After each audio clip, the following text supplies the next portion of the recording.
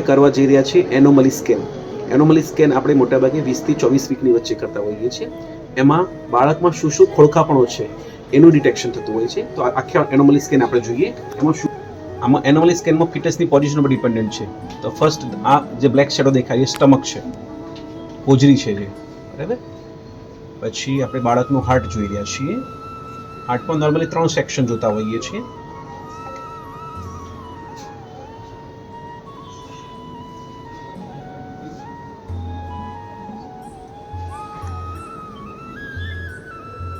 બાળક બહુ જ મૂવ કરે છે. આ 4 ચેમ્બર વ્યૂ હાર્ટના 4 ચેમ્બર અને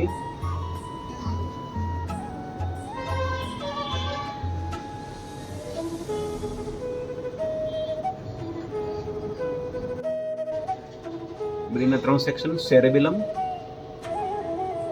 fourth ventricle, third ventricle, cisterna magna, lateral ventricle, cavum septum pellucidum, બરાબર. એના 3 પ્લેન જોવાના હોય છે: cerebral, trans cerebral plane, transthalamic અને ટ્રાન્સ વેન્ટ્રિક્યુલર. 3 પ્લેન નોર્મલ છે. એ નકલ ફોલ્ડ ચેક કરતા હોય, નકલ ફોલ્ડની થિકનેસ નોર્મલ છે તારે. સ્પાઇન પણ 3 અલગ અલગ એક્સિસમાં જોતા હોઈએ છીએ: લોંગિટ્યુડિનલ, સજેટલ અને કોરોનલ્સ, બરાબર.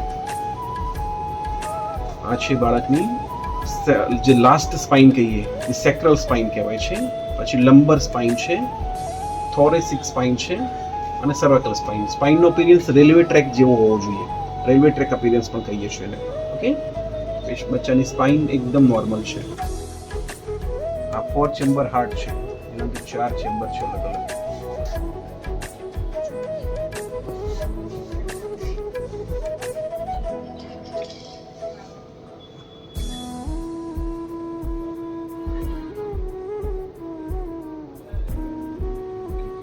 ફોર્થ ચેમ્બર પહેલો વ્યૂ નોર્મલ છે. 4 ચેમ્બર, જેને આપણે ગુજરાતીમાં બે કર્ણક અને બે ક્ષેપક કહીએ છીએ.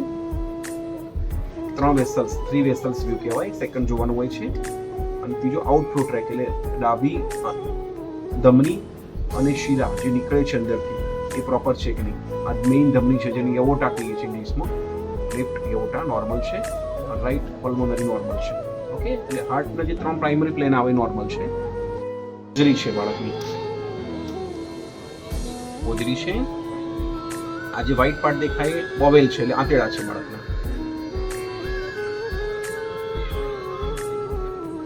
આ ગોલ બ્લેડર છે, જે આ બ્લેક શેડો દેખાય એ પિત્તાશય કહીએ છીએ આપણે તેને.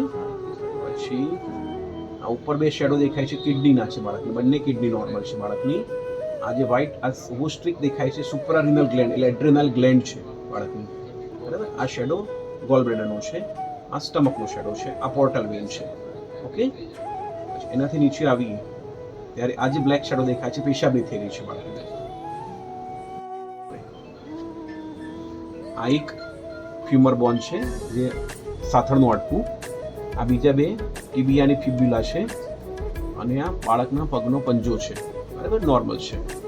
આ સેકન્ડ પંજો છે બાળકના પગનો, સેકન્ડ ટીબિયાની ફિબ્યુલા અને સેકન્ડ ફ્યુમર, એટલે બંને લોઅર લિમ્સ, એટલે બંને નીચેના હાથ પગ નોર્મલ છે. આ એક હ્યુમરસ એટલે હાથનો ભાગ, એના રેડિયસ નલના અને હેન્ડની આંગળીઓ બધી જ નોર્મલ છે બાળકની. એક અપર લિમ એટલે એક હાથ બાળકનો નોર્મલ છે. આ સેકન્ડ બાળકની બધી ફિંગર્સ, એના રેડિયસલના અને હ્યુમરસ નોર્મલ છે. આ બ્લેક કલરનું જે દેખાય છે એમ્નિયોટિક ફ્લુઇડ, જેને આપણે ગર્ભજળ કહીએ છીએ, પાણી છે. અને વ્હાઇટ કલરનો આઇસોઇકોઇક એરિયા દેખાય છે એ પ્લાસેન્ટા છે, મેલી કહીએ છીએ. અને જે અંદર કરલી પાર્ટ દેખાય છે એ અમ્બિલિકલ કોર્ડ એટલે નારડો છે બાળકનો, નોર્મલ છે બાળક. પેરામીટરમાં આપણે 2 યુટ્રાઇન આર્ટરી ચેક કરતા હોઈએ છીએ, એટલે જે બાળકને જે બ્લડ સપ્લાય કરતી હોય આર્ટરી.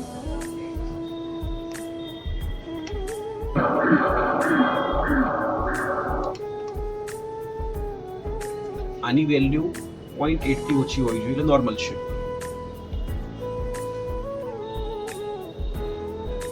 એક સાઈડની આ પેલી લેફ્ટ સાઈડની જોઈએ, હવે રાઈટ સાઈડની યુટ્રાઇન આર્ટરી જોઈએ છે આપણે.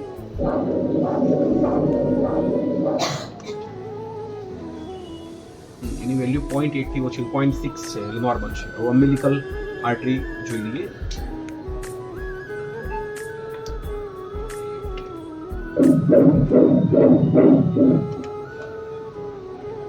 અમ્બિલિકલ આર્ટરીમાં SD રેશિયો 3 થી ઓછો હોવો જોઈએ, નોર્મલ છે. ઓકે, PI 0.8 થી ઓછી હોવી જોઈએ, નોર્મલ છે. એ આંખો છે. આ નાકનો ભાગ છે, અપર લિપ ને લોઅર લિપ છે. મેં 3D વ્યૂમાં બતાવું નાખું. લીપ્સનો ભાગ થોડો પાછળ છે, લીપ્સ થોડી સ્લાઈસ છે.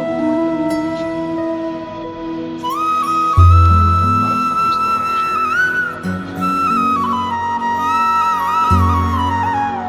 બોડી છે. 3D માં સ્પાઇન કેવી દેખાય?